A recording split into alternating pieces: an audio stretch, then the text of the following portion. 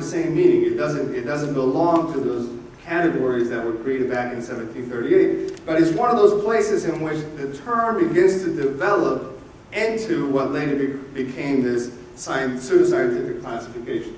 But it is simply a way at this point of separating, of distinguishing between us and them, Christians and non-Christians. He also then goes on to describe the Moors as a group of people that is so despised, based on the instrument of demons. One thing that is going to be consistent throughout the presentation is that if you are in a position of power and you control the official discourse, you have the ability to offer an explanation for the world through your own lens, for your own purposes. Because in this case, you can see here that this description of the Moors does not match with what I just told you a few minutes ago, that this is a very advanced civilization of people that moved into Spain and actually civilized Spain by their presence. So how come the Pope described people this way? So it's a very divergent perspective on who these people are. Right? The official discourse offers its own perspective that is not congruent with the reality on the ground. Now, in 1478, Pope Sixtus IV issues a bull, and a bull is a papal pronouncement that gives the faithful some kind of direction to follow, some action they can take. And in this bull, he empowers King Ferdinand V and Isabella I to purify the people of Spain. What does he mean by that? This is what begins to develop into this concept of purity of blood, the statutes of clean blood, that eventually then gives rise to the Inquisition, persecution of non-Christians. But here's the thing, this is 1478. As far as I know, there's no technology available in 1478 that would allow anybody to take any blood samples from anybody and check anything, right? But once again, official discourse is not concerned with reality on the ground. They are simply trying to create the reality through their lens. Right? So he's offering this idea that there's a way that we can tell who is of pure blood and who isn't. And this actually will become a concept that is so deeply embedded that even to this day, there are folks in Latin America that are thinking along these lines. And you'll see how it continues to stay in place over time. But combine this with the previous statement, and you can begin to see that there's a certain mindset now that is becoming embedded in society that is beginning to really lean into this notion that there is a way in which we see ourselves as being racially superior to others that don't look like us. Now, we reach a critical point in the history of Latin America and Spain, 1492. And I know you know what happened in 1492, so help me out. Columbus what? Sailed the ocean blue, right? Now this is the funny thing, because I told you I do this all over the country, and I do it with different ages of people. You know, there's high school students that I've been with, and there's folks in their 60s and 70s, and that's the first thing that people come up with, right? Columbus sailed the ocean blue. Now here's what I want to offer to you. It may sound like a very innocent thing, right? How old were you when you learned that? Right? Maybe even smaller than that, maybe kindergarten, right? You heard that? Okay. So we get that into our heads very early on, right? And here's what I want to offer to you. Because that explanation of that little song that we learned, Columbus sailed the ocean blue, makes it sound like as if he was going on a cruise somewhere in the Caribbean, right? And it wasn't quite like that. But here's what I want to offer to you, that if you begin at the age of 5 hearing this event, through that description, it's just very innocent, very nice kind of trip that he's taken, it makes it sound as if it was something else. Right? In other words, the context for that event is being framed for you from the age of 5. It's very interesting to me. Anyway, so 1492, you all know about that. Hopefully you also know that there was no discovery, right? Yeah? Okay, just checking. Because in some schools in the United States, that is still being taught as a historical fact, unfortunately. And it also starts very early on, because my daughter has been to a couple of those schools. And I've had to have some conversation with the principal about upgrading the knowledge of their staff, because that's outdated information.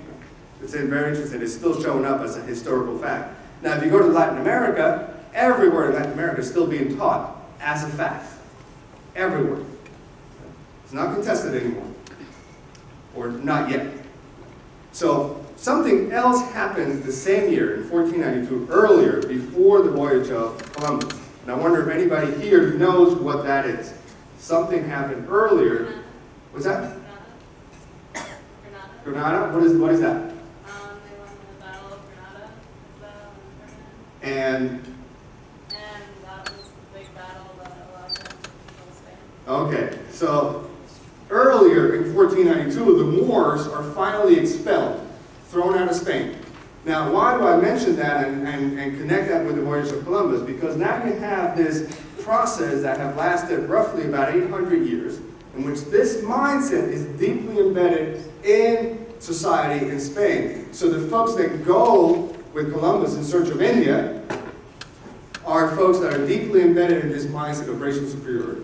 And that's why those two things need to be connected.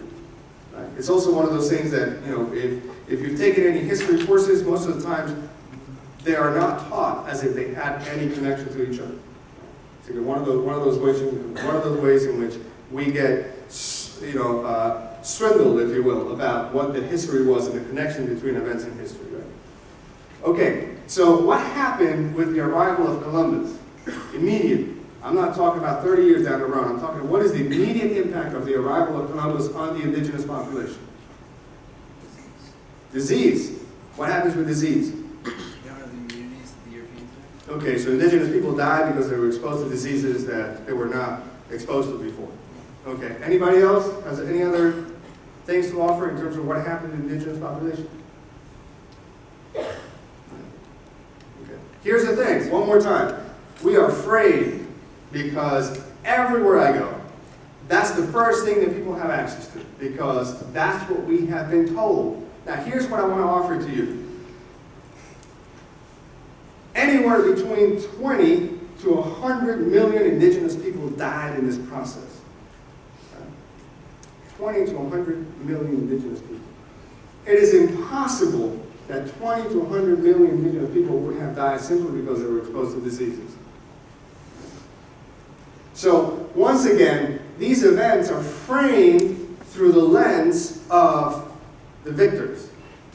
And they're trying to paint a very benign picture, actually very much washing their hands of any responsibility, because if it's simply framed that way, all you can think about is, I just showed up. And people started dying around me. I had nothing to do with it. Right? They just died. Not my fault. Right? But it wasn't quite like that. It was actually very different than that. And here's what really happened. When the Spaniards finally gained control of two main areas in Latin America, Mexico and Peru, they set up what they called viceroyalties. The Viceroyalty of New Spain, Mexico, part of Central America. Eventually, they added more territories, including the United States. Did you know that, by the way? Because that's a fact that a lot of people don't know. A good chunk of the United States, by the way. Okay, then there's the Viceroyalty of Peru. Peru, Bolivia, Ecuador, Colombia a little bit, and then they added more territories. Now, these viceroyalties were social political entities that they created to mirror the arrangements that existed in Spain. So in other words, what they put in place, the way they organized society then, had nothing to do with the way indigenous people saw the need to organize society. Their values were not reflected in this, their language is not reflected, their culture, traditions, none of that. So the moment that they set these entities up, the indigenous world is turned upside down. But it's not simply a transition from here to there through some battles for 30 years and eventually they gain control and everyone is adjusted to this new reality. It's not quite like that. So what really happened is this. For those that did not follow the new order, this is the treatment they would receive. And notice the participation of the church, because the church was very much invested in civilizing those savages that they found. Here's a statement from Juan Ginés de Sepúlveda, a key figure during colonial time. He said that Indians are by nature rude and inferior, for being without exception rude people born with limited intelligence. That's classified as servia natura. In Latin, that means you're by nature you're born to serve. They must serve their superiors and their natural masters, the Spanish. Notice the use of the term nature or natural, because by framing it that way,